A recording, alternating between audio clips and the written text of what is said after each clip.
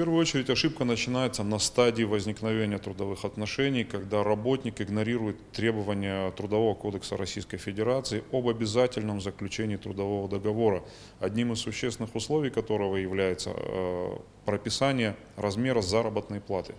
То есть если работник даже не удосужился узнать у работодателя, какого размера заработную плату он официально получает, естественно, он не будет знать, с какой суммы из полученной отчисляются налоги, отчисляются пенсионные сборы. Соответственно, в дальнейшем на какую сумму пенсии он может рассчитывать.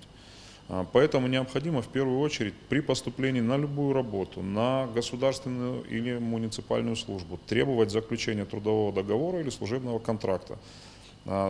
В этом документе совершенно точно будет прописана вся сумма, которая выплачивается работнику, из которой отчисляются налоги, с которой идут пенсионные сборы. Заключение трудового договора обезопасит работника в дальнейшем от целого ряда негативных факторов, которые он получает в качестве дополнительного пакета к своей неоформленной зарплате при отсутствии трудового договора. То есть при его увольнении незаконном, при его дисциплинарном наказании незаконном, при удержании части выплаты, полагающейся ему в качестве заработной платы, он не защищен, если нет трудового договора.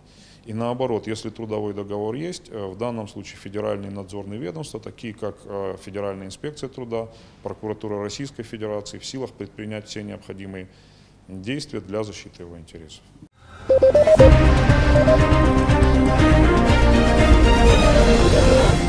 Thank you.